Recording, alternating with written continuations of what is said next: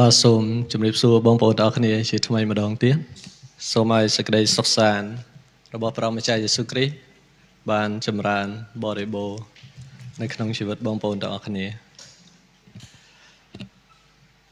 សូមស្វាគមន៍បងប្អូនទាំងអស់គ្នាមកកាន់ពុជជំនុំរបស់ព្រះនៅដើមខែ2នៅខែ2នេះយើងនឹងសេចក្ដីគិតព្រះបន្ទូលរបស់ព្រះម្ចាស់នៅក្នុងកាន់គម្ពីរដំណឹងល្អម៉ាថាយ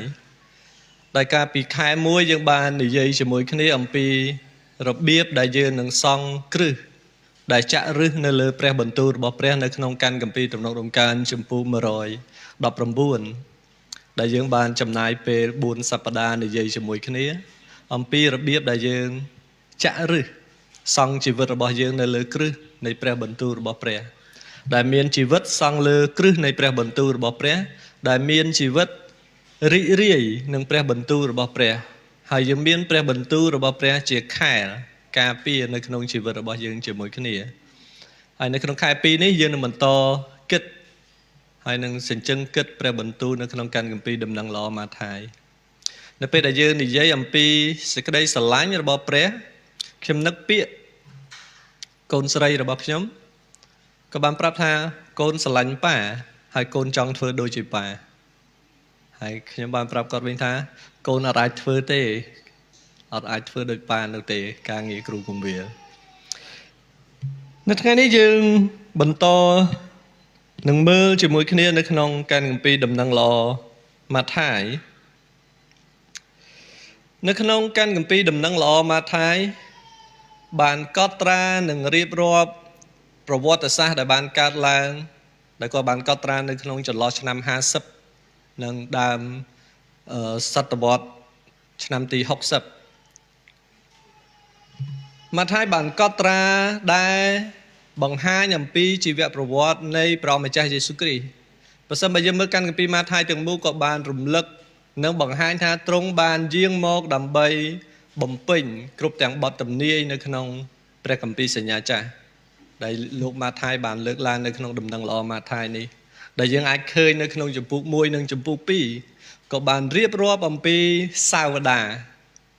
ព្រះអង្គមានកំណើតនៅក្នុងវង្សលួងដាវីតដែលស្របតាមអ្វីដែលព្រះបានសន្យាដែលប្រទានព្រះមេស៊ីនៅក្នុងដំណរវង្សរបស់លួងដាវីតហើយជំពូក5ដល់ជំពូក7យើងឃើញអំពីអ្វីដែលជាពន្ធកិច្ចរបស់ព្រះម្ចាស់យេស៊ូវគ្រីស្ទដែលទ្រង់បានអធិប្បាយនៅលើភ្នំនៅក្នុងជំពូក5ដល់ជំពូក7ហើយជំពូក8រហូតដល់ជំពូក10យើងនឹងឃើញលោកម៉ាថាយបានរៀបរាប់អំពីការអស្ចារ្យដែលព្រះអង្គបានធ្វើកិច្ចការដែលព្រះអង្គធ្វើនិងការអស្ចារ្យដែលទ្រង់ធ្វើដោយអំណាចនិងព្រះចេស្តាទ្រង់ដែលទ្រង់ប្រោសមនុស្សឈឺឲ្យបានជាមនុស្សខ្លងឲ្យបានជាមនុស្សខ្វាក់ឲ្យមើលឃើញហើយមនុស្សស្លាប់ឲ្យរស់ឡើងវិញដូច្នេះយើងកំពុងតែមើលនៅក្នុងជំពូក9នៅក្នុងព្រះបន្ទូលព្រឹកនេះមុននឹងចូលទៅក្នុងសេចក្តីអធិប្បាយនៅថ្ងៃនេះខ្ញុំនឹកចាំនៅពេលដែលរៀបចំព្រះបន្ទូលថ្ងៃនេះធ្វើឲ្យខ្ញុំនឹកឃើញរឿងមួយដែលបានកើតឡើងចំពោះម៉ាក់របស់ខ្ញុំដែលគាត់មានជំងឺពោះវៀនដុសខ្នែងដំបូងគាត់ព្យាយាមអត់ចង់ទៅពេទ្យក៏ស្អំតកហើយព្យាយាមលេបថ្នាំដោយខ្លួនឯងពីព្រោះគាត់គិតថានឹងជួយប៉ុន្តែរហូតថ្ងៃមួយគាត់ឈឺធ្ងន់ឈឺខ្លាំងមែនតើទើបគាត់ហៅសូមជូនគាត់ទៅពេទ្យដើម្បីទទួលការព្យាបាលរឿងនេះធ្វើឲ្យខ្ញុំនឹកឃើញថាប្រសិនបើយើងមិនយល់ដឹងអំពីការឈឺចាប់របស់យើងខ្លាំងប៉ុណ្ណានោះទេយើងនឹងមិនដឹងអំពីតម្រូវការនៃការដែលយើងចង់បានគ្រូពេទ្យប៉ុណ្ណានោះទេបើសិនបើយើងគិតថាយើងមិនអីនោះទេយើងអត់ចង់ទទួលការព្យាបាលនោះទេប៉ុន្តែនៅពេលដែលយើងឈឺខ្លាំងយើងទើបដឹងថាយើងត្រូវការគ្រូពេទ្យខ្លាំងហើយនៅក្នុងព្រះបន្ទូលថ្ងៃនេះដូចគ្នាប្រសិនបើយើងមិនបានយល់ដឹងថាយើងគឺជាមនុស្សមានបាបនោះទេយើងនឹងមិនដឹងពីតម្រូវការនៃការដែលយើងត្រូវការព្រះសង្គ្រោះនោះដែរដូច្នេះមុននឹងស្ដាប់ព្រះបន្ទូលថ្ងៃនេះសូមយើងបានអធិដ្ឋានជាមួយខ្ញុំព្រះអង្គទូលបង្គំអរព្រគុណព្រះអង្គជាពិសេសនៅពេលវេលាដែលយើងខ្ញុំចូលមកចំពោះព្រះបន្ទូលដ៏រស់ របស់ផងទ្រង់នៅវេលាព្រឹកនេះសូមឲ្យទ្រង់បានដំកើងឡើងនៅក្នុងចំណោមប្រជារាស្ត្ររបស់ទ្រង់ហើយសូមឲ្យពន្លឺនៃព្រះបន្ទូលរបស់ព្រះអង្គបានភ្លឺមកក្នុងចិត្តដ៏ងងឹតរបស់យើងខ្ញុំប្រយោជន៍ឲ្យយើងខ្ញុំអាចភ្លឺហើយរស់នៅតាមបំណងប្រហាតីរបស់ព្រះអង្គហើយដោយពន្លឺនិងអំណាចនៃព្រះបន្ទូលរបស់ព្រះអង្គសូមជួយយើងឲ្យយើងខ្ញុំអាចមើលឃើញបាបរបស់ខ្លួនហើយងាកចេញពីបាបរបស់ខ្លួនចូលមកឯទ្រង់វិញហើយសូមឲ្យព្រះបន្ទូលទ្រង់នៅពេលព្រឹកនេះបានបំភ្លឺដល់ចិត្តគំនិតរបស់យើងខ្ញុំប្រយោជន៍ឲ្យយើងខ្ញុំអាចរស់ថ្វាយសិរីល្អដល់ទ្រង់ហើយទូបង្គំអធិដ្ឋានសម្រាប់បងប្អូនដែលនឹងស្ដាប់ព្រះបន្ទូលទ្រង់នៅវេលាព្រឹកនេះសូមទ្រង់ដកគ្រប់ទាំងអ្វីដែលនាំឲ្យយើងខ្ញុំរវិតចិត្តចេញពីព្រះបន្ទូលរបស់ព្រះអង្គតែសូមបំពេញឲ្យយើងខ្ញុំនៃការយល់ដឹងពន្លឺនៃព្រះបន្ទូលរបស់ព្រះអង្គភ្លឺនៅក្នុងចិត្តរបស់យើងខ្ញុំម្នាក់ម្នាក់ហើយទូបង្គំសូមថ្វាយពេលវេលានេះនៅក្នុងព្រះនាមនៃព្រះម្ចាស់គឺព្រះយេស៊ូវគ្រីស្ទអាមែនបងប្អូនទាំងគ្នាខ9ដល់ខ13នៅក្នុងកាន់គម្ពីរម៉ាថាយដែលបានកត់ត្រារៀបរាប់អំពីព្រឹត្តិការណ៍មួយដែលព្រះយេស៊ូវគ្រីស្ទទ្រង់ត្រាស់ហៅម៉ាថាយដែលនៅក្នុងកាន់គម្ពីរលូកានិងម៉ាកុសយើងអាចឃើញថាក៏បានរៀបរាប់ថាម៉ាថាយក៏មានឈ្មោះមួយទៀតថាលេវីហើយនៅថ្ងៃនេះយើងឃើញថាព្រះយេស៊ូវបានត្រាស់ហៅម៉ាថាយហើយម៉ាថាយក៏បានក្រោកឡើងដើរតាមព្រះយេស៊ូវទៅហើយគាត់បានរៀបចំពិធីជប់លៀងដ៏ធំមួយនៅក្នុងផ្ទះរបស់គាត់ហើយអញ្ជើញអ្នកទីពុនជាច្រើនចូលរួមជាមួយនឹងមនុស្សជាច្រើនឲ្យចូលរួមជាមួយគ្នានៅក្នុងពិធីជប់លៀងនោះយើងអាចឃើញនៅក្នុងសាច់រឿងនេះនៅក្នុងកាន់គម្ពីរម៉ាកុសចំពុក2និងលូកាចំពុក5ដែលបានកត់ត្រាសាច់រឿងដូចគ្នានេះប៉ុន្តែលូកាក៏បានកត់ត្រាលម្អិតថែមទៀតអំពីអ្វីដែលជាព្រឹត្តិការណ៍ដែលបានកើតឡើងនៅក្នុងម៉ាថាយចំពុក9ខ9ដល់ខ13នេះនៅក្នុងលូកាចំពុក5ខ27ដល់32ដូច្នេះយើងនឹងមើលជាមួយគ្នាថាតើប្រមាណខនេះមានខ្លឹមសារសំខាន់អ្វីនៅក្នុងប្រមាណខនេះហើយថាតើប្រមាណខនេះមានន័យអ្វីចំពោះខ្ញុំដែលកំពុងរស់នៅពេលបច្ចុប្បន្ននេះតើយើងយល់ដឹងអ្វីនៅក្នុងសាច់រឿងដែលព្រះយេស៊ូវគ្រីស្ទត្រាស់ហៅម៉ាថាយហើយទ្រង់នៅក្នុងពិធីជប់លៀងដែលម៉ាថាយបានរៀបចំឲ្យនៅក្នុងផ្ទះរបស់គាត់ដែលទ្រង់គង់នៅក្នុងពិធីជប់លៀងនោះបរិភោគអាហារជាមួយនឹងអ្នកទាពុនទាំងអស់នោះជាមួយនឹងមនុស្សជាច្រើននៅទីនោះបងប្អូននៅក្នុងសាច់រឿងនេះយើងមើលជាមួយគ្នាដែលយើងនឹងគិតជាមួយគ្នាអំពីការយាងមករបស់ព្រះយេស៊ូវគ្រីស្ទគឺដើម្បីមនុស្សបាបហើយយើងអាចនិយាយមួយយ៉ាងទៀតថាព្រះយេស៊ូវគ្រីស្ទស្រឡាញ់មនុស្សបាបសូមឲ្យយើងអាចប្រាប់អ្នកឆ្វេងដៃអ្នកខាងស្ដាំដៃយើងព្រះយេស៊ូវគ្រីស្ទស្រឡាញ់អ្នក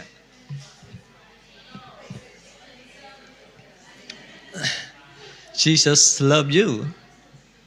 នោះមានន័យយ៉ាងដូចម្ដេចនោះមានន័យថាអ្នករាល់គ្នាក៏ជាមនុស្សបាបដែរអ្នករាល់គ្នានឹងខ្ញុំគឺជាមនុស្សបាបដែរ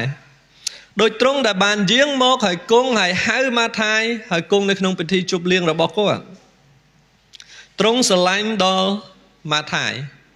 ស្រឡាញ់ដល់គ្រប់គ្នាដែលនៅក្នុងពិធីជប់លៀងនោះ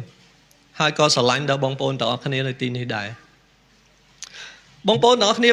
ព្រះយេស៊ូវគ្រីស្ទមិនគ្រាន់តែហៅម៉ាថាយមកដើម្បីបង្កើតជាមេរៀនបង្រៀននោះទេប៉ុន្តែទ្រង់ហៅម៉ាថាយមកពីព្រោះទ្រង់ស្រឡាញ់គាត់បានជាទ្រង់ហៅគាត់បងប្អូនដឹងថាម៉ាថាយគឺជានរណា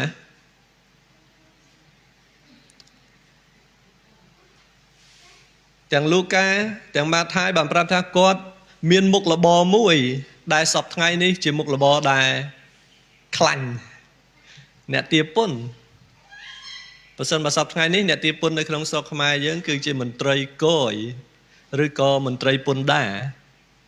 ដែលប្រមូលពន្ធដើម្បីរដ្ឋាភិបាលប៉ុន្តែខុសគ្នាបន្តិចម៉ាថាយដែលជាអ្នកទាពុននៅសម័យនោះក៏មិនមែនទាពុនឲ្យពួកសាសយូដានោះទេប៉ុន្តែគាត់ទាពុនពីប្រជាជនរបស់ខ្លួនទៅឲ្យពួករ៉ូមអាជ្ញាធររ៉ូមដែលគ្រប់គ្រងនៅលើសាសយូដាហើយគឺជាអ្នកដែល បណ្ដាជនស្អប់ការងារល្អការងារទទួលបានលុយច្រើនប៉ុន្តែត្រូវបណ្ដាជនជុំវិញពួកគាត់ស្អប់អ្នកទារពន្ធពីព្រោះអីហេតុអ្វីអ្នកដែលធ្វើការងារល្អមានទទួលបានប្រាក់ល្អប៉ុន្តែហេតុអ្វីក៏ត្រូវបណ្ដាជនស្អប់យើងមើលជាមួយគ្នាវត្តមានរបស់អាញាធររ៉ូមចំពោះពួកសាសយូដាគឺជាការប្រមាថមួយដែលពួកសាសយូដារាប់ថាសាសដតីមិនស្អាតប្រសិនបើប៉ះពាល់នាំឲ្យគេមានបាបដូច្នេះវត្តមានអាញាធររ៉ូមដែលគ្រប់គ្រងអ៊ីស្រាអែលគឺជាការប្រមាថមួយចំពោះអ៊ីស្រាអែលសាសយូដាដូច្នេះជនជាតិយូដាដែលធ្វើការឲ្យអាញាធររ៉ូមគេរាប់ថាដូចជាជនដែលក្បត់ជាតិសាសន៍របស់ខ្លួនបងប្អូននៅចាំសាខេទេសាខេនៅពេលដែលបានជួបព្រះយេស៊ូវហើយសាខេមានប្រតិកម្មប្រែចិត្តយ៉ាងដូចម្ដេចសាខេបានប្រាប់ថាគាត់នឹងសង4ដងនៅអ្វីដែលគាត់បានទារលើសពីប្រជាជនរបស់គាត់4ដងគាត់សង4ដងទៅវិញនិយាយឃើញអ្នកទារពន្ធនៅពេលនោះមិនត្រឹមតែបំរើឲ្យអ្នកដែលគ្រប់គ្រងជាតិសាសន៍របស់ខ្លួនឯង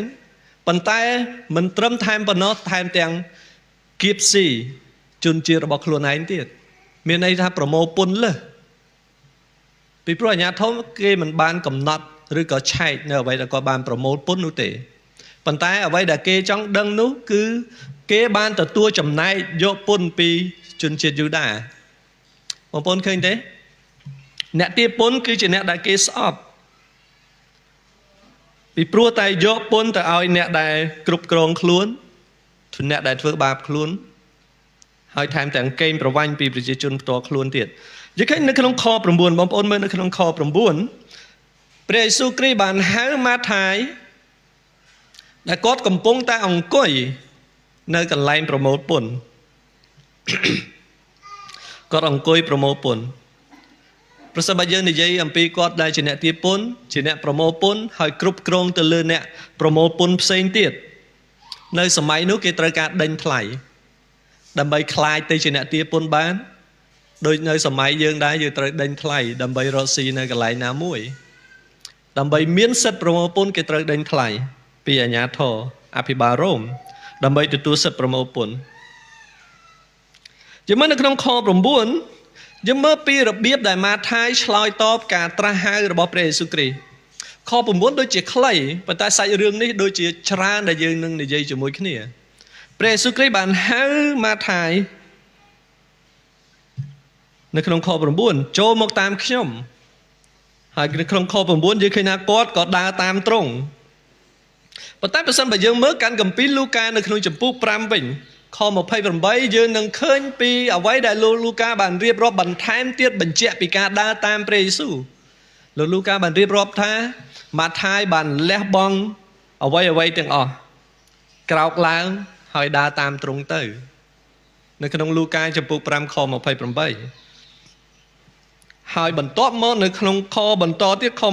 29គាត់បានរៀបចំពិធីជប់លៀងធំមួយថ្វាយព្រះយេស៊ូវនិងមនុស្សជាច្រើនចូលរួមនៅក្នុងលូកាចំពុះ5ខ29បងប្អូនទាំងគ្នាខ្ញុំចង់បងប្អូនគិតអំពីការសម្រេចចិត្តរបស់ម៉ាថាយគាត់អត់បានរងចាំអ្វីនោះទេនៅពេលដែលបានទទួលការត្រាស់ហៅរបស់ព្រះយេស៊ូវគាត់អត់បានបង្អង់រហូតដល់គាត់គិតច្បាស់សិននោះទេឬក៏ដល់ពេលវេលាដែលស្រួលសម្រាប់ជីវិតគាត់នោះទេ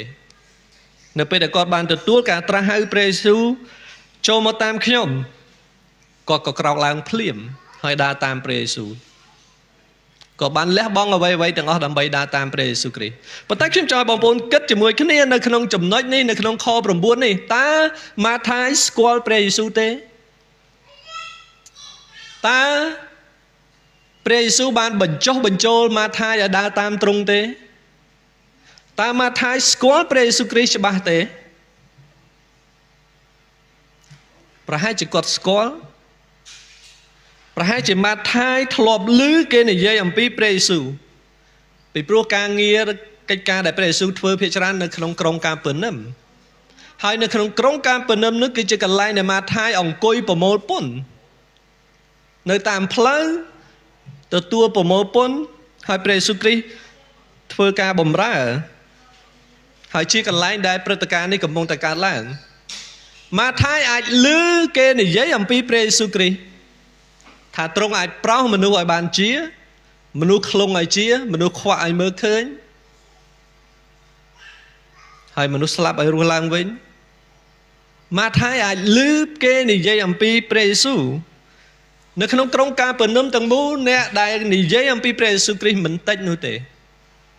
តែនរណាដែលមិនបានឮដែលគេនិយាយអំពីដំណើរដែលម្នាក់ដែលឈ្មោះយេស៊ូវមកពីភូមិណាសារ៉េត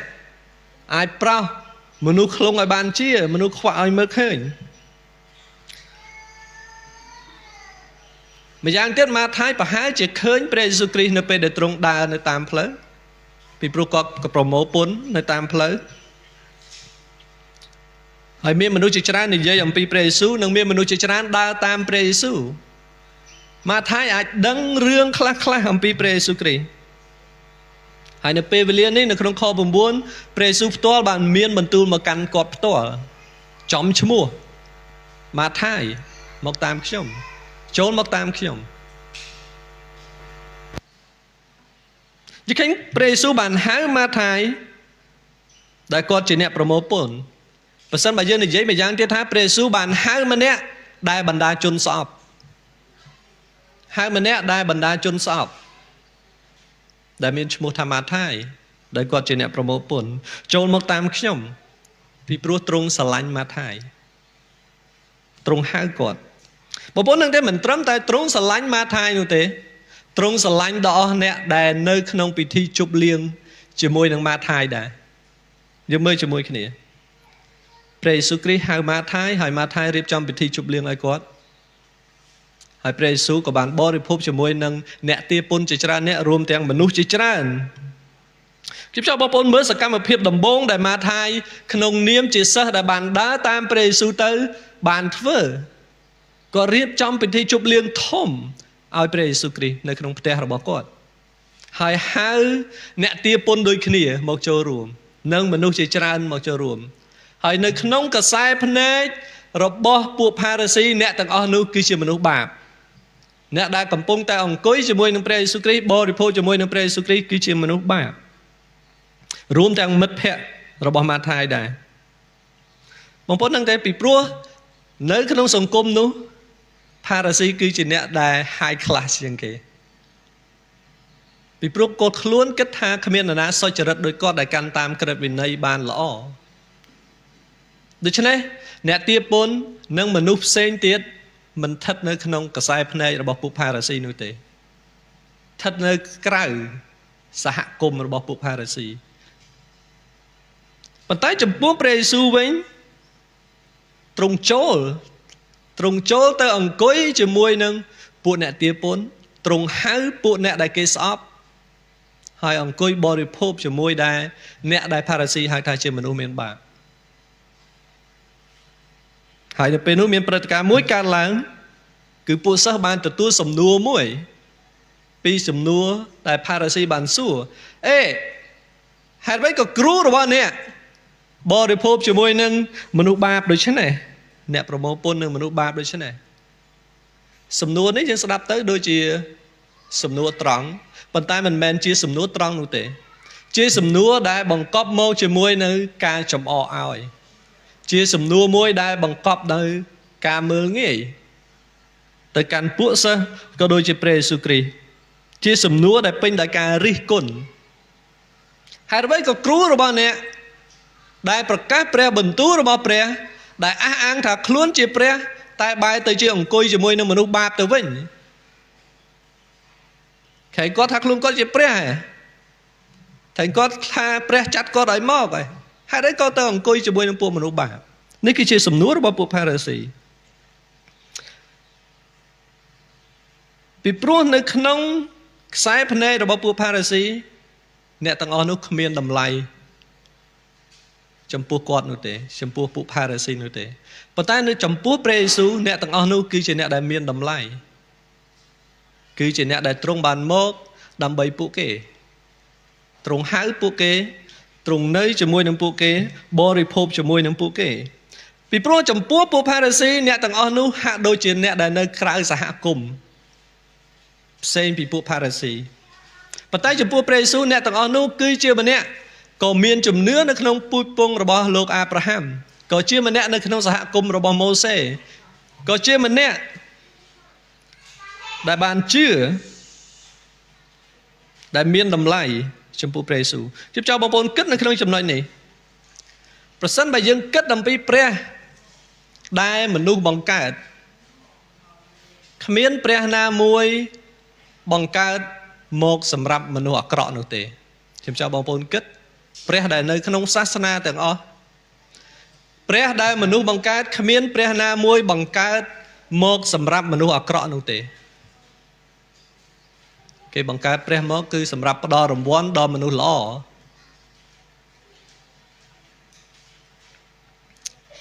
ពីព្រោះគេជឿជាក់ថាការប្រព្រឹត្តរបស់ខ្លួននឹងជួយដល់ខ្លួនគេដោយជាពួកផារីស៊ីជឿជាក់ការប្រព្រឹត្តរបស់ខ្លួនការកាន់តាមក្រឹតវិន័យរបស់ខ្លួននឹងជួយឲ្យខ្លួនបានសុចរិតនៅចំពោះព្រះគេនឹងទទួលរង្វាន់ជាមួយនឹងសាសនាខុសឆ្គងដទៃទៀតដែលបង្កើតមកគឺសម្រាប់តែមនុស្សល្អប៉ុន្តែផ្ទុយទៅវិញចំពោះព្រះយេស៊ូវគ្រីស្ទគឺមកសម្រាប់មនុស្សអាក្រក់មកសម្រាប់មនុស្សមានបាបយើងឃើញនៅក្នុងបរិបទនៅក្នុងព្រះបន្ទូលថ្ងៃនេះបញ្ហារបស់ពួកផារីស៊ីគឺនៅតែកាន់ជាប់នៅអ្វីដែលអះអាងថាខ្លួនឯងសុចរិតដោយខ្លួនឯងល្អតាមរយៈការប្រព្រឹត្តរបស់ខ្លួនតាមរយៈការរក្សាប្រពៃណីដែលស្មើនឹងការគោរពតាមក្រឹតវិន័យហើយនេះហើយបានជាព្រះយេស៊ូវគ្រីស្ទបានថ្កោលទោសពួកនោះបងប្អូននឹងព្រះយេស៊ូវថ្កោលទោសពួកផារីស៊ីនិងពួកអាចារ្យដោយម្ដេចសូមមើលជាមួយគ្នានៅក្នុងម៉ាថាយចំពោះ23ពួកគេមានបញ្ហាមួយដែលព្រះយេស៊ូវបានប្រាប់ថាគេល្អតែខាងក្រៅតែខាងក្នុងគេក៏ខ្វក់សូមមើលម៉ាថាយចំពោះ23ខ27វេទនាដល់អ្នករាល់គ្នាពួកអាចារ្យនិងពួកផារីស៊ីជាមនុស្សកំពត់អើយត្បិតអ្នករាល់គ្នាដូចជាមុងខ្មោចដែលលាបសឯខាងក្រៅល្អមើលពិតមែនតែខាងក្នុងវិញពេញដោយឆ្អឹងខ្មោចនិងសេចក្តីស្មោកគ្រោកគ្រប់មុខវិញយល់មើលដែលខាងក្រៅមើលទៅដូចជាស្អាតប៉ុន្តែខាងក្នុងវិញពេញដោយឆ្អឹងខ្មោចព្រះយេស៊ូវបានមានបន្ទូលថ្កោលទោសពួកផារីស៊ីនិងពួកអាចារ្យគឺជាអ្នកកំពត់ជាអ្នកដែលស្អាតតែពីខាងក្រៅមើលពីខាងក្រៅទៅដូចជាអ្នកដែលគោរពប្រតិបត្តិតាមក្រឹតវិន័យប៉ុន្តែខាងក្នុងវិញដូចជាឆ្អឹងខ្មោចដែលស្អុយរលួយយើងអាចនិយាយម្យ៉ាងទៀតថាគេកាន់តាមក្រឹតវិន័យតែសម្បកខាងក្រៅប៉ុន្តែនៅក្នុងចិត្តទីជម្រៅចិត្តរបស់ខ្លួនវិញគេក៏បានប្រព្រឹត្តទាស់ខុសនឹងក្រឹតវិន័យដែរហើយបញ្ហាដែលនៅខាងក្នុងនោះគឺពីទីជម្រៅចិត្តរបស់គេពួកផារីស៊ីនិងពួកអាចារ្យដូច្នេះព្រះយេស៊ូវយល់ថាពួកផារីស៊ីភ្លេចពីគោលបំណងដ៏សំខាន់របស់ក្រឹតវិន័យក្រឹតវិន័យដើម្បីបង្ហាញអំពីទីជម្រៅចិត្តរបស់ពួកគេភ្លេចពីគោលបំណងរបស់ក្រឹតវិន័យដែលនឹងចង្អុលបង្ហាញអំពីចិត្តដ៏មានបាបរបស់ពួកគេជាពិសេសគេភ្លេចអំពីគោលបំណងចម្បងរបស់ក្រឹតវិន័យដែលជាអ្នកនាំឲ្យគេទៅរកម្នាក់ដែលអាចប្រតិបត្តិតាមក្រឹតវិន័យដ៏ឥតខ្ចោះគឺព្រះសង្គ្រោះដែលព្រះបានសន្យានឹងប្រទានមកដូច្នេះប្រសិនបើយើងប្រឈមនឹងក្រឹតវិន័យចោទប្រកាន់យើងនឹងឃើញថាយើងគឺជាមនុស្សមានបាបនៅពេលដែលយើងប្រឈមចំពោះក្រឹតវិន័យយើងនឹងឃើញថាយើងពិតជាត្រូវការព្រះសង្គ្រោះពីព្រោះយើងឃើញថាក្រឹតវិន័យបានប្រាប់យើងថាយើងមិនអាចធ្វើបានហើយក្រឹតវិន័យផ្ទាល់ក៏ប្រាប់យើងថាយើងពិតជាម្នាក់ដែលមានបាបពិតមែនដោយសាវកប៉ូលបានប្រាប់នៅក្នុងកាឡាទីចំពុក3ខ24ថាក្រឹតវិន័យគឺជាអ្នកដឹកនាំក្រឹតវិន័យនាំយើងទៅរកព្រះគ្រីស្ទសូមមើលនៅក្នុងកាឡាទីចំពុក3ខ24បានជាក្រឹតវិន័យធ្វើជាអ្នកដឹកនាំយើងរាល់គ្នាទៅដល់ព្រះគ្រីស្ទដើម្បីឲ្យយើងរាប់ជាសុចរិតដោយអាងសេចក្តីជំនឿព ពោបានប្រាប់ថាដោយសារក្រឹតវិន័យគឺជាអ្នកដែលនាំយើងទៅរកព្រះសង្គ្រោះដើម្បីឲ្យយើងបានសុចរិតប៉ុន្តែចំពោះពួកផារីស៊ីមិនបានគិតថាក្រឹតវិន័យនាំគេទៅរកព្រះយេស៊ូវនោះទេគេគិតថាការកាន់តាមក្រឹតវិន័យគឺជាការដែលនាំឲ្យគេបានសុចរិតដោយខ្លួនឯងនៅចំពោះព្រះ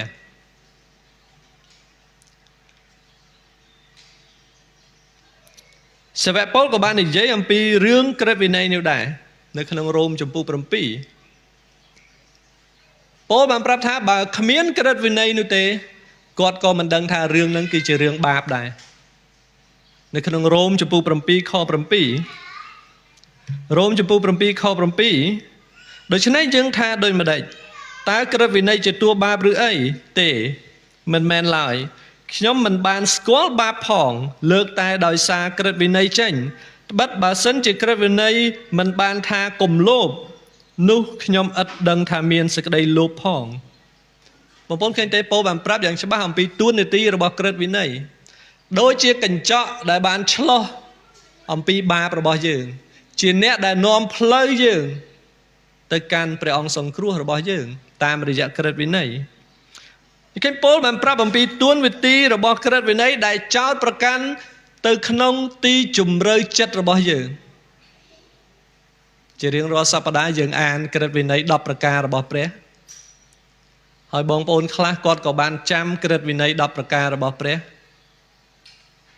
ប៉ុន្តែសំណួរសួរថាតើបងប្អូនដែលឆ្លោះបញ្ចាំងក្រឹតវិន័យរបស់ព្រះ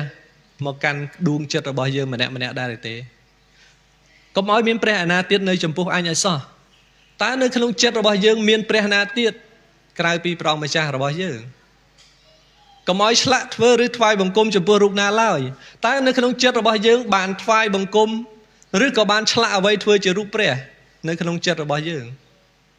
ដូច្នេះនៅពេលដែលយើងអានក្រឹតវិន័យរបស់ព្រះបានឆ្លុះបញ្ចាំងអំពីស្ថានភាពជំរឿចិត្តរបស់យើងដែលមាននៅក្នុងចិត្តរបស់យើងគឺយើងគឺជាមនុស្សមានបាបហើយនេះហើយក្រឹតវិន័យនាំយើងទៅរកព្រះអង្គម្ចាស់យេស៊ូវគ្រីស្ទដើម្បីរំដោះយើងចេញពីបាបនេះដូច្នេះយើងឃើញថាព្រះដែលមនុស្សបង្កើតមិនបានមកដើម្បីលួសមនុស្សទុច្ចរិតនោះទេព្រះដែលមនុស្សបង្កើតប៉ុន្តែនៅទីនេះយើងឃើញព្រះមួយអង្គដែលបានចូលមកដែលបានគង់នៅជាមួយនឹងពួកមនុស្សបាបហើយហៅមនុស្សបាបចូលមកឲ្យទ្រង់ដែលទ្រង់ប្រកបដោយសេចក្តីមេត្តាករុណាទ្រង់ចូលមកចំពោះមនុស្សទុច្ចរិតហើយហៅគេមកតាមខ្ញុំទ្រង់ហៅម៉ាថាយទ្រង់ចូលមករកម៉ាថាយគង់នៅជាមួយនឹងម៉ាថាយគង់នៅជាមួយនឹងពួកមនុស្សទុច្ចរិតមនុស្សបាបបរិភោគជាមួយនឹងពួកគេទ្រង់មកដើម្បីលួសពួកគេលួសពួកមនុស្សបាបជាងការនេះហួសពីការនឹកស្មានរបស់ពួកផារីស៊ី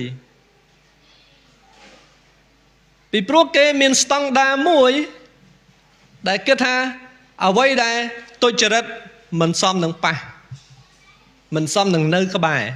មិនសមនឹងតាក់ទងជាមួយហើយនេះហើយបានជាគេសួរនៅសំណួរមួយនេះទៅកាន់ពួកសិស្សហេតុអ្វីក៏គ្រូរបស់អ្នកបរិភោគជាមួយនឹងពួកមនុស្សបាបហេតុអ្វីក៏គ្រូរបស់អ្នកនៅជាមួយនឹងពួកស្ត្រីពេស្យាហេតុអ្វីក៏គ្រូរបស់អ្នកនៅជាមួយនឹងអ្នកទារពន្ធហើយបរិភោគជាមួយនឹងពួកគេ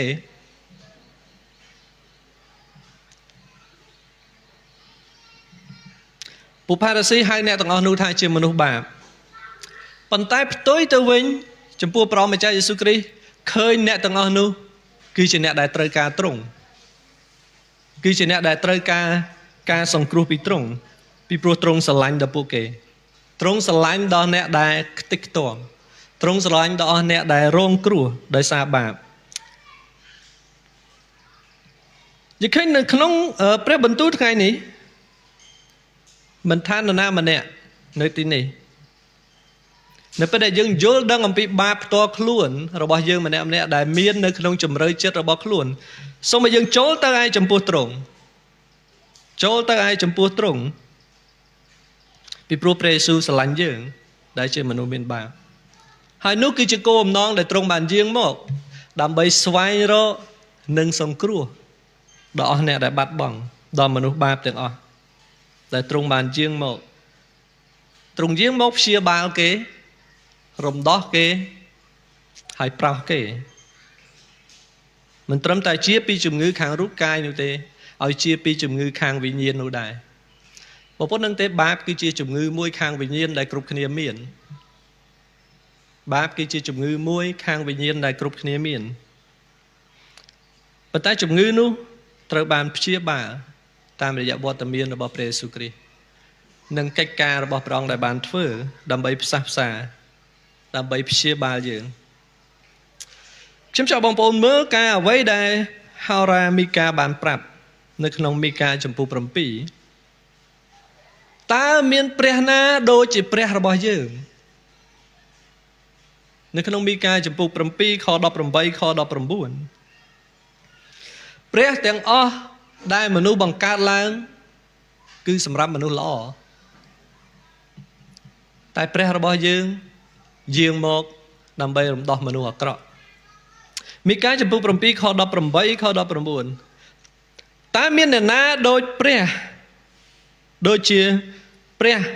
ឲ្យដូចទ្រង់ដែលទ្រង់អត់ទោសចំពោះអំពើទុច្ចរិតក៏បំភ្លេចអំពើរំលងរបស់សំណល់នៃមរតកទ្រង់មិនផ្ងំនឹងសេចក្តីទុកជានិច្ចទេពីព្រោះទ្រង់សពរាត្រីនឹងសេចក្តីសប្បុរសវិញទ្រង់នឹងមានសេចក្តីអាណិតអាសូរដល់យើងរាល់គ្នាទ្រង់នឹងកម្រាបសេចក្តីទុច្ចរិតរបស់យើងនៅក្រោមព្រះបាទហើយបោះអស់ទាំងអំពើបាបរបស់យើងទៅក្នុងសមុទ្រជ្រៅតើមានព្រះណាដូចព្រះរបស់យើងដែលស្រឡាញ់ដល់មនុស្សមានបាបហើយបោះសេចក្តីទុច្ចរិតនៅអំពើបាបរបស់យើងរំដោះអំពើបាបរបស់យើងមានការកំពុងប្រាប់យើងថាគ្មាននរណាដូចព្រះរបស់យើងនោះទេដែលស្រឡាញ់មនុស្សបាបដូចជាយើងមានការកំពុងប្រាប់ថាគ្មានព្រះណាដែលមករកយើងនោះទេដើម្បីជួយយើងនោះទេមានតែព្រះរបស់យើងប៉ុណ្ណោះគ្មានព្រះណាមួយដែលស្រឡាញ់មនុស្សបាបដូចជាព្រះអង្គម្ចាស់យេស៊ូវរបស់យើងនោះទេដែលទ្រង់សពរាត្រីនឹងសម្ដែងសេចក្តីសប្បុរសរបស់ទ្រង់និងសេចក្តីអាណិតអាសូរដល់យើងដែលជាមនុស្សបាបជាឃើញរូបភាពដែលទ្រង់គង់នៅហើយបរិភោគជាមួយនឹងពួកអ្នកប្រមូលពន្ធជាមួយនឹងមនុស្សបាបផ្សេងទៀតគឺជារូបភាពដែលទ្រង់ចូលមករកពួកមនុស្សបាបបង្រៀនគេឲ្យប្រែចិត្តឲ្យត្រឡប់មករកទ្រង់វិញពីព្រោះពួកគេគឺជាអ្នកដែលមានតម្លៃនៅក្នុងកសែភ្នែកនៅក្នុងព្រះនេត្ររបស់ព្រះម្ចាស់យេស៊ូវគ្រីស្ទអ្នកទាំងអស់នោះគ្មានតម្លៃនៅក្នុងកសែភ្នែករបស់ពួកផារ៉ាស៊ីនោះទេតែចំពោះព្រះយេស៊ូវទាំងម៉ាថាយទាំងអ្នកទាពន្ធនិងអស់អ្នកដែលកំពុងតែអង្គុយនៅក្នុងពិធីជប់លៀងនោះរួមទាំងយើងទាំងអស់គ្នានៅទីនេះយើងមានតម្លៃចំពោះព្រះម្ចាស់យេស៊ូវគ្រីស្ទតែចំពោះពួកផារ៉ាស៊ីវិញគេមិនយល់នោះទេពីព្រោះគេស្ថិតនៅកំពុងតែស្ថិតនៅក្នុងបាបរបស់ខ្លួនដដែលពីព្រោះគេនៅតែគិតថាខ្លួនគេមិនអីនោះទេគេមិនត្រូវការព្រះសង្គ្រោះនោះទេគេគិតថាគេបានសុចរិតហើយតាមរយៈការកាន់តាមក្រឹតវិន័យហើយនេះបានជាគេសួរសំណួរចំអកទៅឲ្យពួកសិស្សព្រះយេស៊ូវគ្រីស្ទហេតុអ្វីបានជាគ្រូរបស់អ្នកបរិភោគជាមួយនឹងពួកអ្នកមានបាបពួកអ្នកទាពន្ធពីព្រោះពួកគេនៅតែកំពុងតែស្ថិតនៅក្នុងសេចក្តីងងឹតបាំងភ្នែករបស់ពួកគេមិនឲ្យឃើញពន្លឺនៃសេចក្តីសង្គ្រោះរបស់ព្រះម្ចាស់យេស៊ូវគ្រីស្ទដូច្នេះយើងអាចចោទជាសំណួរថាមានរឿងអ្វីសម្រាប់យើងនៅពេលបច្ចុប្បន្ននេះតើអត្ថបទនេះឲ្យយើងយល់ដឹងអ្វីខ្ញុំចង់ឲ្យយើងបានពិនិត្យមើលសាច់រឿងនៅក្នុងម៉ាថាយចំពោះ9ខ9ដល់ខ13នេះរឿងពីរចំណុចដែលយើងរៀនជាមួយគ្នាដែលយើងអាចអនុវត្តជាមួយគ្នារឿងទី1សំខាន់ជាងគេគឺកុំឲ្យយើងជន់ដានដែលពួកផារ៉ាស៊ីបានដើរមានន័យយ៉ាងដូចម្ដេចពីព្រោះអ្វីដែលបានកើតឡើងនៅក្នុងទីជម្រៅចិត្តរបស់ពួកផារ៉ាស៊ី វាគឺជាអ្វីដែលមាននៅក្នុងចិត្តរបស់យើងម្នាក់ដែរហើយជាពិសេសវាគឺជារឿងគ្រោះថ្នាក់ចំពោះគ្រីស្ទបរិស័ទយើងដែរដែលវាគឺជាឧបករណ៍ដែលអរិយតែងតែប្រើដើម្បីប្រឆាំងនឹងពួកជំនុំរបស់ទ្រង់សេចក្តីបង្រៀនរបស់ពួកផារីស៊ីផ្នត់គំនិតដែលពួកគេគិតរបៀបដែលពួកគេធ្វើតែងតែមាននៅក្នុងចិត្តរបស់យើងដែរតែងតែមានអ្វីខ្លះនៅពេលខ្លះយើងគិតថាយើងខំប្រឹងប្រែងស្ដាប់បង្គាប់នៅពេលខ្លះទៀតយើងខំប្រឹងប្រែងយើងគិតថាយើងធ្វើបានល្អហើយពេលខ្លះទៀតយើងមានអារម្មណ៍ថាយើងល្អហើយយើងគ្រាន់បើជាងគេយើងល្អជាងគេយើងប្រសើរជាងគេហើយចាប់ផ្ដើមមើលងាយអ្នកដែលមិនល្អជាងយើងផ្នត់គំនិតបែបនោះតែងតែមាននៅក្នុងទីជម្រៅចិត្តរបស់យើងពីព្រោះយើងគិតថាខ្ញុំបានខំប្រឹងប្រែងហើយខ្ញុំបានធ្វើហើយខ្ញុំខំប្រឹងអស់ពីចិត្តហើយប៉ុន្តែយើងភ្លេចការខំប្រឹងប្រែងទាំងអស់នោះស្ថិតនៅក្រៅរង្វង់នៃដំណឹងល្អដែលយើងបានទទួលយើងភ្លេចថាការទាំងអស់នោះគឺជាកិច្ចការរបស់ព្រះដែលជាប្រគុណព្រះដែលបានធ្វើការនៅក្នុងជីវិតរបស់យើងប្រសិនបើយើងគិតថាការខំប្រឹងប្រែងទាំងអស់នោះក្រៅពីចេញពីដំណឹងល្អរបស់ព្រះក្រៅពីការពឹងអាងលើព្រះគុណរបស់ព្រះយើងមិនខុសពីពួកផារីស៊ីនោះទេ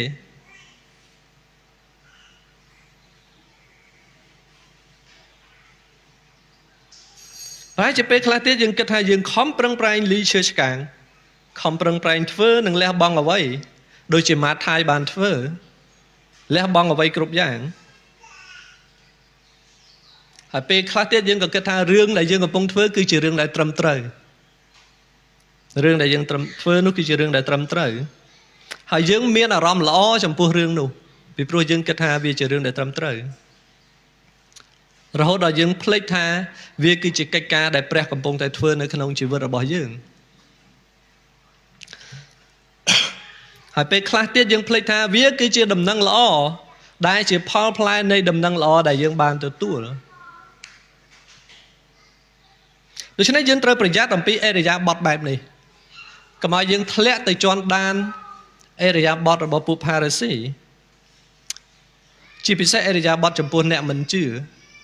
ដែលយើងគិតថាយើងគឺជាអ្នកដែលសុចរិតហើយនៅក្នុងព្រះយេស៊ូវគ្រីស្ទរហូតដល់យើងមើលងាយអ្នកដែលមិនជឿលើព្រះយេស៊ូវគ្រីស្ទ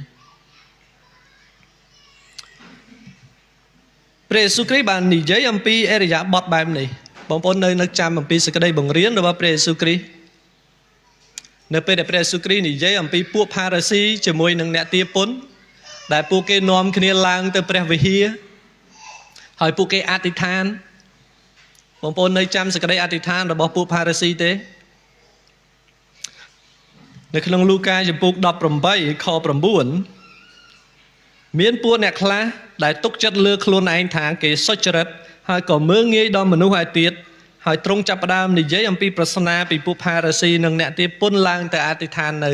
ព្រះវិហារលូកាចំពុក18ខ9ហើយនៅក្នុងខ្លឹមសារយើងមើលនៅក្នុងលូកាចំពុក18 19ខ9បន្តទៀតយើងនឹងឃើញពីខ្លឹមសារដែលព្រះយេស៊ូវគ្រីស្ទបានប្រៀបធៀប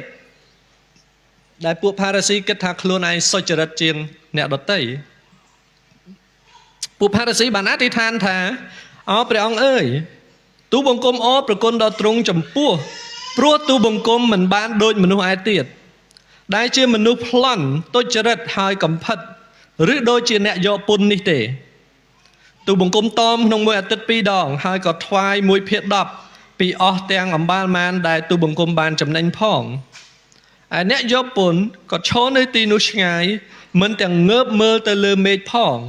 ក៏គួកទ្រង់ទូលថាអោព្រះអង្គអើយសូមទ្រង់មេត្តាអត់ទោសដល់ទូលបង្គំដែលជាអ្នកមានបាបនេះផងព្រះយេស៊ូវគ្រីស្ទបានមានព្រះបន្ទូលថា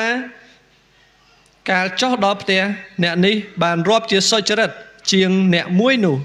ត្បិតអស់អ្នកណាដែលដំកើងខ្លួននោះនឹងត្រូវបន្ទាបវិញហើយអ្នកណាដែលបន្ទាបខ្លួននោះនឹងបានដំកើងឡើងវិញជាកិច្ចនេះជាអ្វីដែលយើងត្រូវតែប្រយ័ត្ន យើងត្រូវតែប្រយ័ត្នក្រែងយើងដើរជន់ដានចាស់របស់ពុផារស៊ីដែលមើងងាយដល់អ្នកដែលគិតថាមិនក្រាន់បើជាងយើងមិនសុចរិតជាងយើងមិនល្អដូចយើងមិនខំដូចយើងឬមួយរហូតដល់យើងគិតថាពួកគេមិនគួរឲ្យរាប់អានពួកគេនឹងមិនគួរនឹងធ្វើជាមិត្តរបស់ខ្ញុំហើយយើងដើរចេញរើសអើងពួកគេខ្ញុំចង់បងប្អូនរំលឹកអ្វីដែលជាសក្តីបង្រៀននៅក្នុងម៉ាថាយចំពោះ9 ខ 9 ដល់ខ 13នេះអ្នកដែលដំកើងខ្លួនអ្នកដែលទុកចិត្តដល់ខ្លួនសក្តីសុចរិតរបស់ខ្លួននឹងត្រូវបានបន្ទាបចុះតែអ្នកឯបន្ទាបខ្លួននោះនឹងត្រូវបានដំកើងឡើងវិញដូចនៅក្នុងព្រះគម្ពីរអេសាយចំពុក64 ខ 6អេសាយចំពុក64 ខ 6ត្បិតយើងខ្ញុំបានទាំងអស់គ្នាបានត្រឡប់ដូចជាមនុស្សដែលមិនស្អាតហើយអស់ទាំងអំពើសុចរិតរបស់យើងខ្ញុំដូចជាអាវកខ្វក់ហើយ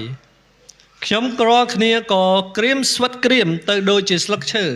ហើយអំពើទុច្ចរិតរបស់យើងខ្ញុំក៏ផាត់យកយើងខ្ញុំដូចជាខ្យល់អេសាយកំពុងប្រាប់ថាសូម្បីតែការស្ដាប់បង្គាប់ការខំប្រឹងប្រែងរបស់យើងក៏អត់ស្អាតដែរត្រូវការសម្អាតអេសាយកំពុងប្រាប់ថាការប្រព្រឹត្តរបស់យើងក៏មិនល្អដែរត្រូវការសម្អាតពីព្រះ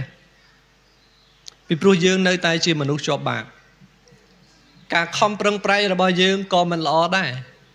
ការស្ដាប់បង្គាប់របស់យើងក៏មិនឥតខ្ចោះដែរត្រូវការសម្អាតត្រូវការសម្អាតពីព្រះ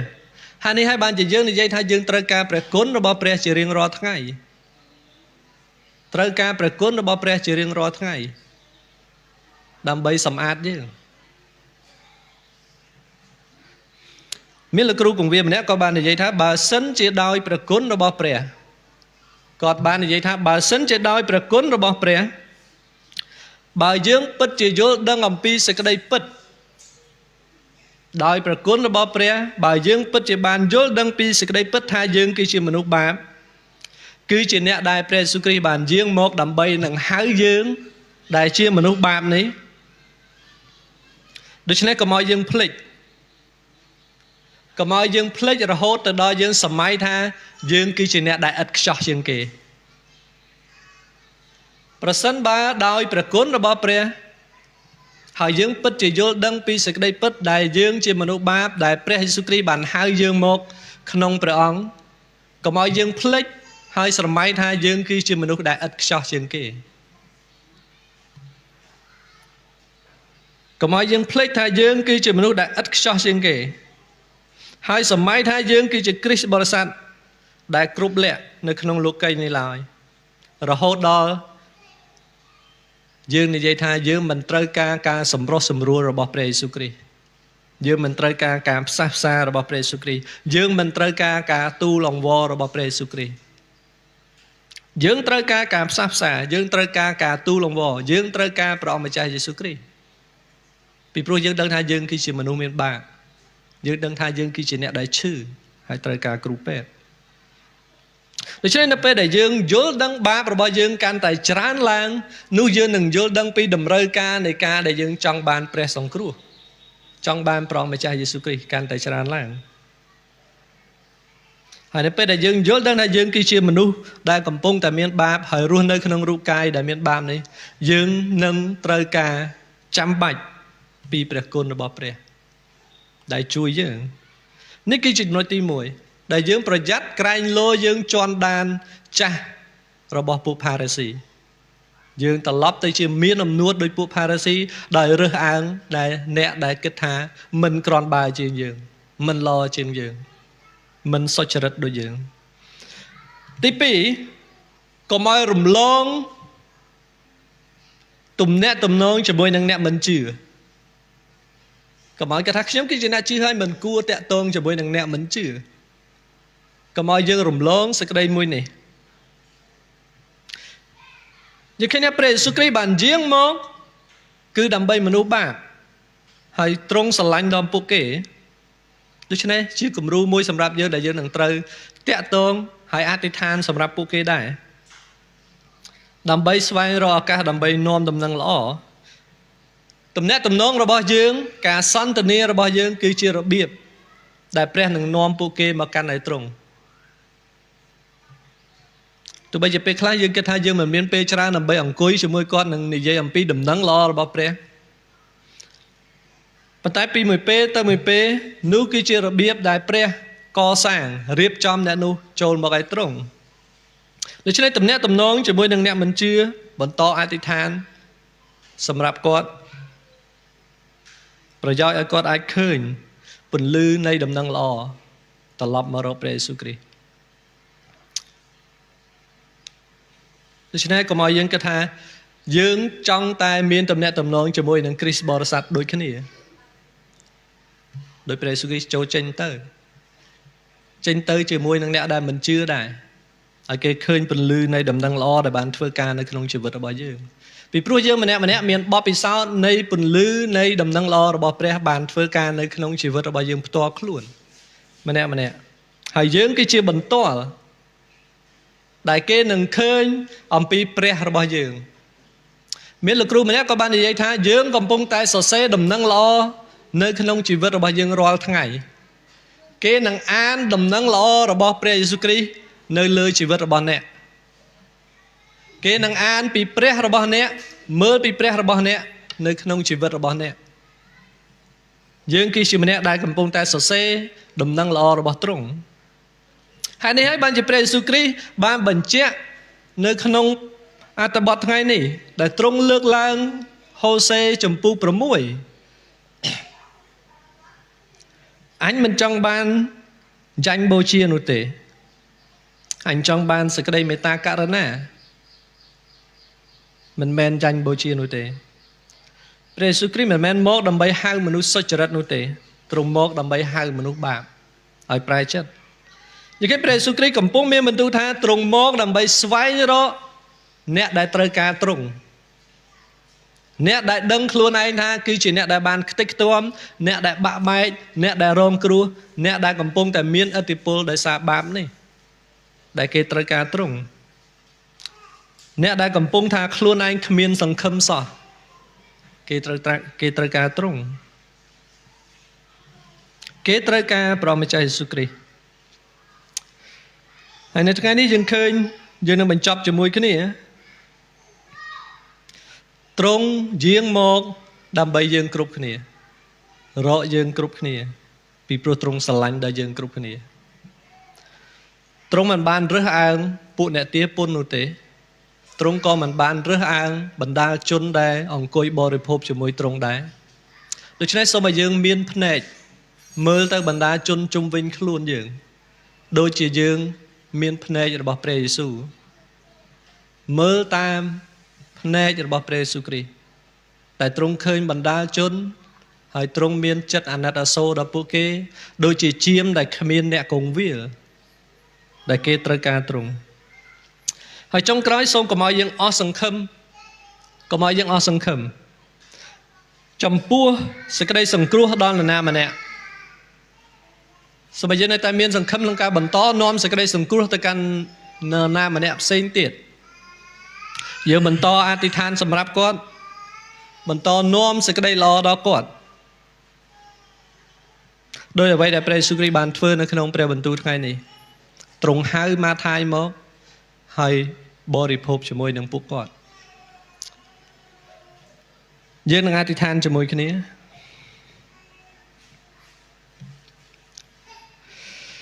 ព្រះអង្គទូលបង្គំអរព្រះគុណព្រះអង្គ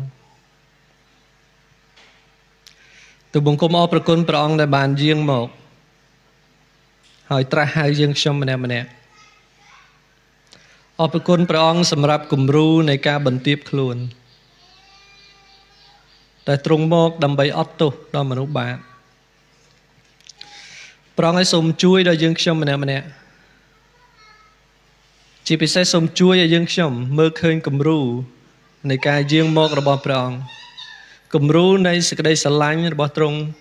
ដល់មនុស្សទុច្ចរិត ទូបង្គំយើងខ្ញុំដឹងច្បាស់យើងខ្ញុំក៏ជាម្នាក់ដែលមានបាបហើយយើងខ្ញុំក៏ជាម្នាក់ដែលបានទទួលព្រះគុណរបស់ព្រះអង្គ